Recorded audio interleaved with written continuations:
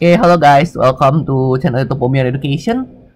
Eh, Kali ini kita bakal bahas soal OSP nomor 3 tentang elektrokimia ya. Ini tentang sel galvanis sih sebenarnya, elektrokimia juga ya bagian dari itu. Eh, ini merupakan soal OSP yang paling gampang ya kayaknya sejauh yang kakak lihat dari yang soal OSP lain gitu. Jadi harusnya ini termasuk yang cukup soal yang buat kayak bisa farming point gitu ya. Buat ini asalkan ngerti konsepnya sih, karena kebanyakan mostly konsepnya soal ini di luar buku sekolah ya gitu. Nah, kita mulai aja ya untuk ini. Nah, kita lihat sekarang suatu sel galvan itu penentuan pH punya notasi sel sebagai berikut, dimana PT H2H plus dengan Cl minus, Hg2Cl2 Hg dan PT ya. Ini kayaknya sih ada salah dikit ya, harusnya ini garisnya 2 ya. Iya, harusnya ini garisnya 2. Soalnya ini kan jembatan garam. Nah, disinilah. Ya, terus ini kan jembatan garam. Jadi ini bagian ini ya, ini adalah anodanya ya kan, notasi sel kan gitu, anoda. Dan ini adalah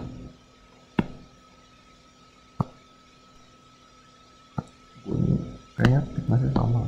Oke. Ya, anoda ini adalah katodanya. Ya, seperti itu. Nah, ya, jadi kalau lebih seperti itu ya cara baca notasi sel yang benar, gitu ya. Dimana kalau anoda itu adalah, kita review dikit, anoda itu adalah tempat terjadinya oksidasi, sementara di katoda itu adalah tempat terjadinya reduksi. Ya. Oh iya, untuk ini juga sel galvan itu adalah ini sel yang dia bisa menghasilkan listrik ya. Jadi ada satu lagi elektrolisis kan, yang dia memerlukan listrik. Gitu. Ini sel menghasilkan listrik, ya. Oke, jadi seperti itu. Nah, sekarang lihat sini, di atas nyawa berikut, yang A, ya. Di atas nyawa berikut yang dapat digunakan sebagai pengisi jembatan garam adalah. Nah, jembatan garam ini fungsinya buat apa sih sebenarnya? Jembatan garam itu fungsinya untuk apa? Menetralkan muatan yang ada di kedua yang ada di katoda maupun di anoda gitu. Kan dua itu sebenarnya ya konsepnya sih. Kalau konsepnya kakak nggak bakal jelasin detail di sini ya, karena nanti kepanjangan konsep buat ini. Kita cuma sekilas.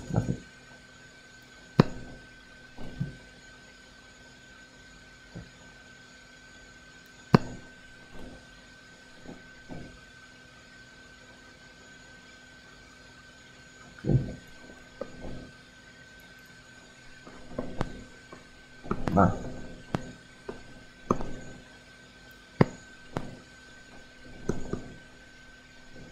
oke. Nah, syarat untuk bisa jembatan garam itu adalah harus yang jembatan garam itu harus yang ya namanya juga garam ya. Dia harus ya, garam itu kan senyawa ionik ya. Dan dia larut dalam air. Ya. Oke. Itu syarat untuk bisa jembatan garam yang baik ya. Nah, kita sekarang pakai salah satu di sini. AgCl ya. AgCl itu ini garam yang nggak bisa, kenapa? Karena dia tidak larut dalam air. Ya. Tidak larut dalam air. BCl2 juga sama, dia nggak bisa. Ya. Dengan alasannya sama.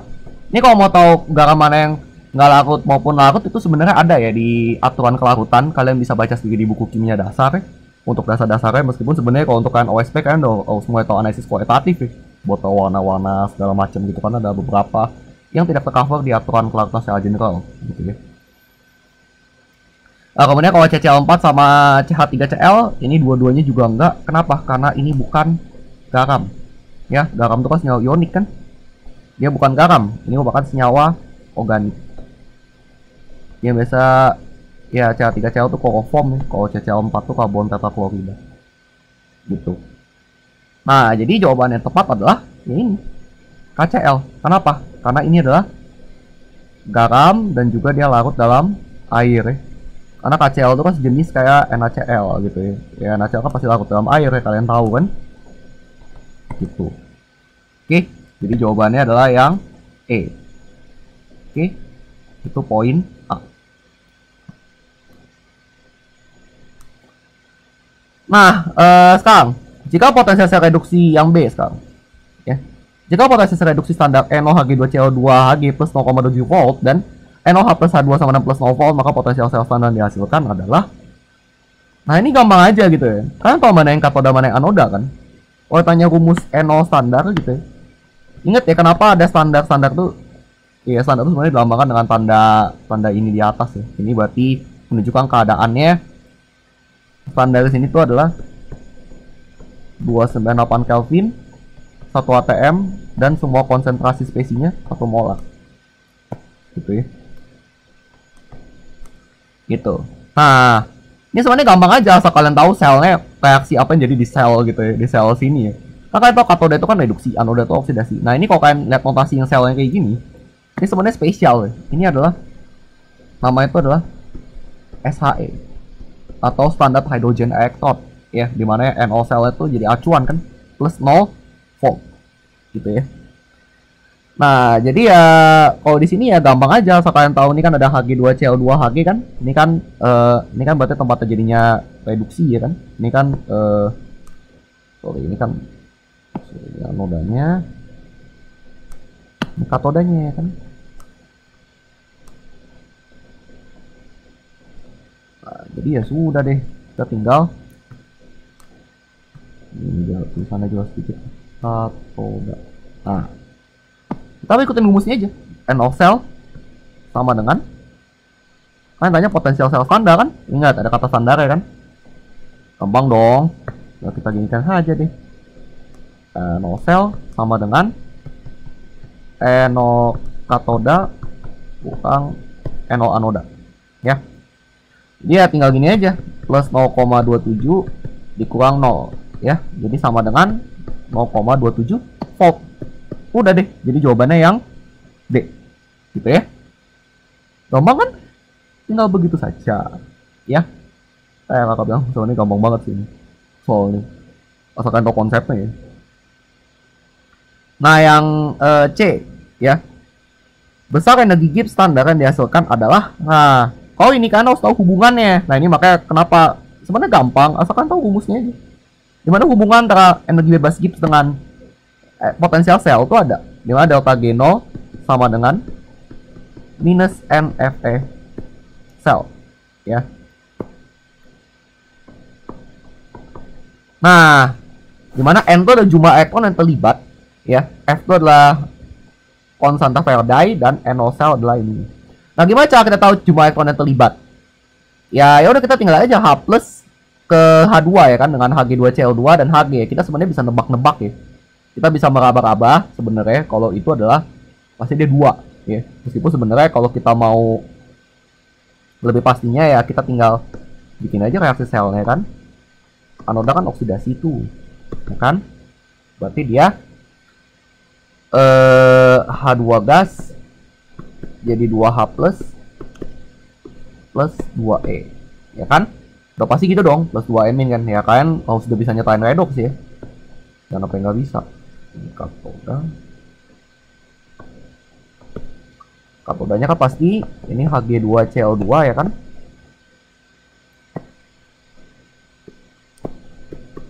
Solid itu menjadi 2Hg liquid solid. Kita pastikan tambah 2 min dong.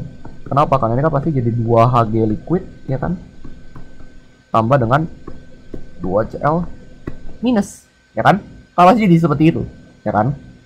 Udah deh. Nah, ini kan kita tahu nih kalau begitu kalian jumlahin ke sini ya kan, ini kan pasti dicoret 2 dong. Nah, itulah N nya.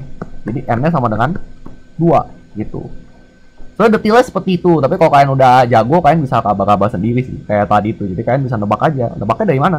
Ini kan Hg2 ya kan. Hg2 kan pasti di Hg ya kan. Lihat dari mana? Lihat dari sini aja ya kan. Hg2 jadi Hg. Ini H plus jadi H2 ya. Kalau nggak minimal pasti 2 dong yang terlibat ya kan. Gitu kan. Gitu sih ceritanya ya. Jadi kayak gitu. Nah, kita tinggal gini aja. Nah, kalau udah tahu 2 ya udah kita tinggal masukin aja. Minus 2 ya kan. FPS 96500 ya sebenarnya 96485 juga bisa sih. Ya, tapi nggak tahu beda jauh lah. Dikalikan dengan 0,27 volt. Ya, nggak masukin aja deh. Use the calculator. Ya kan?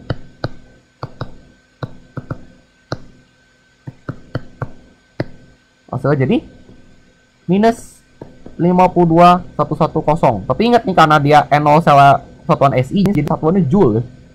Joule per mol. Nah, kita kalau mau jadikan kilojoule ya udah berarti tinggal minus 52,1.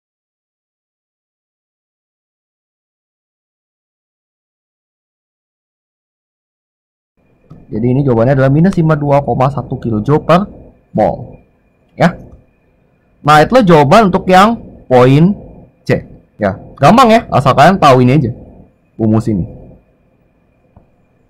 Oke. Nah, jadi seperti itu. Untuk kita tambahannya juga, kalau kalian perhatikan ya, delta G itu kan menunjukkan kespontanan ya. Jadi sebenarnya gampangnya gini aja. Ini kalau ini minus kan dia menunjukkan spontan kan.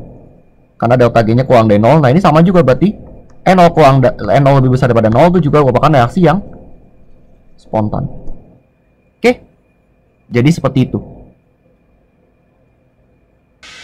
Oke, sekarang kita lanjut ke poin D. Tatapan keseimbangan reaksi sel galvanis di atas adalah ini tatapan keseimbangan ya. Sebenarnya ini gampang, asalkan tahu hubungannya aja.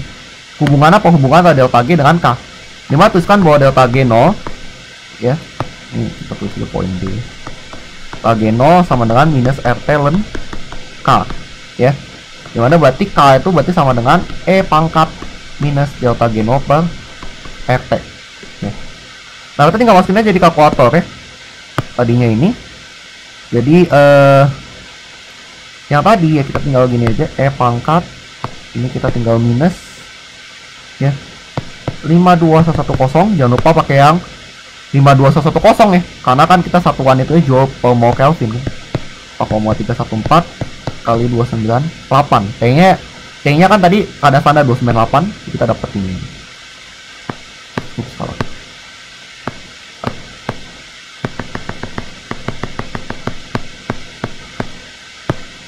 Nah, jadi seperti itu. Diminuskan lagi jangan lupa ya. Jadi E pangkat minus 52110 dibagi minus 8,314 kalikan 298.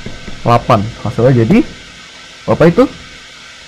1, 2, 3, 4, 5, 6, 7, 8, 9 ya. Jadi 1,36 kali 10 pangkat 9 ya. Itu adalah nilai K-nya. Jadi kalau kita tulis ya nilainya 1,36 E9 harusnya gitu ya. Oke. Itu kalau ngikutin format OSP ya. Jadi seperti itu.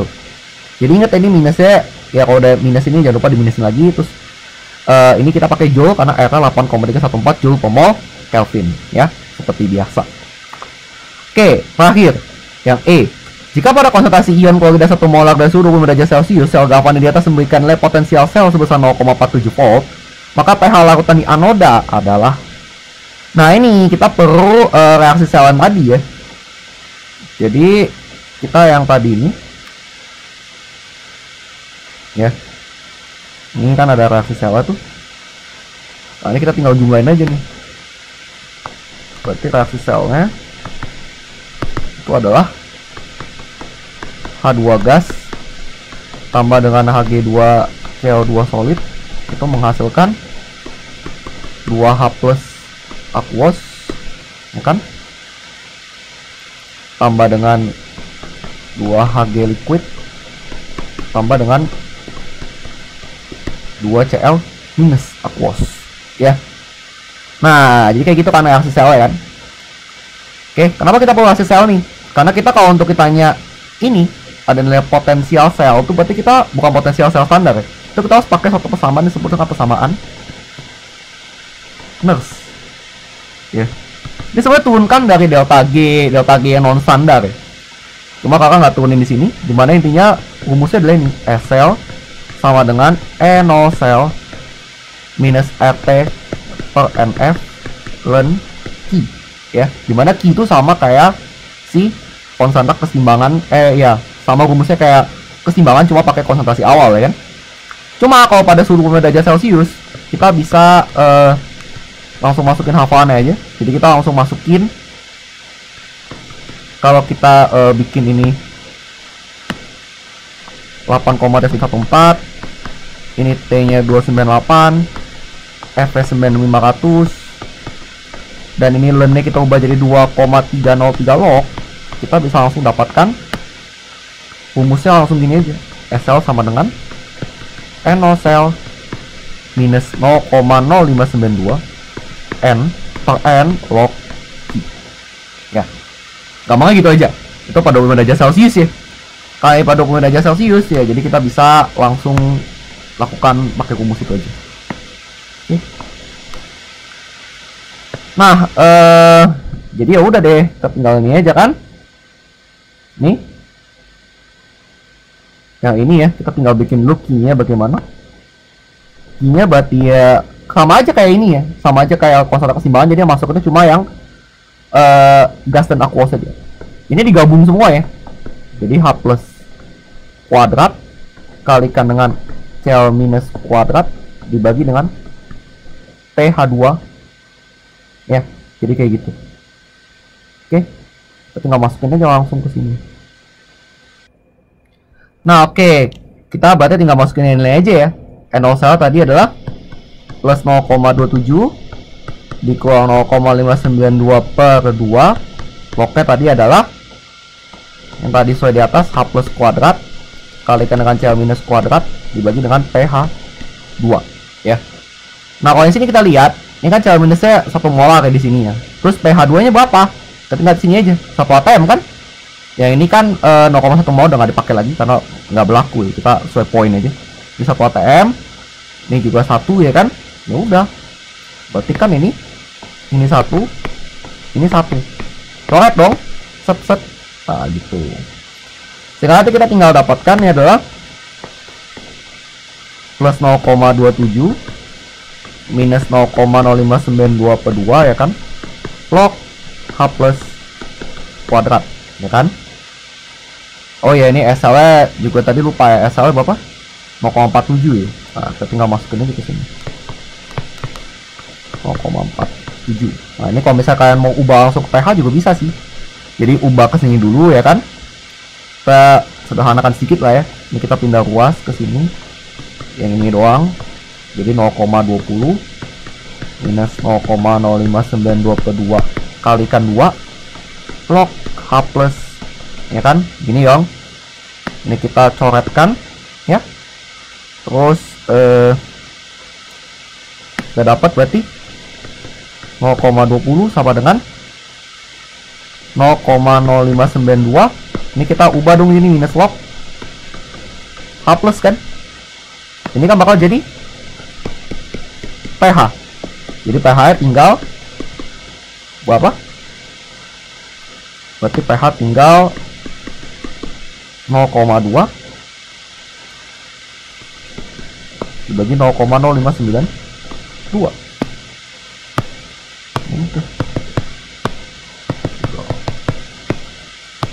Nah, jadi jawabannya adalah 3,38 ya. Oke, jadi pH nya adalah 3,38 ya. Nah, itulah pembahasan untuk OSP nomor 3. Ngomong banget ya. Nih, langsung ketemu semua tuh. Dan ini bener farming point banget, bayangin 16 poin ya. Jadi asal kalian tahu konsepnya, tapi konsepnya di bawah buku sekolah ya. Jadi kalian kalau bisa ya harus baca buku-buku kimia dasar atau ikut pelatihan gitu ya, buat bisa tahu ini gitu. Gitu sih. Oke, sekian untuk pembahasan nomor 3 kali ini. Jangan lupa di like, comment, share jika kalian merasa video ini bermanfaat, dan subscribe channel YouTube Bomia Education buat konten-konten menarik selanjutnya ya. Thank you dan see you di video selanjutnya.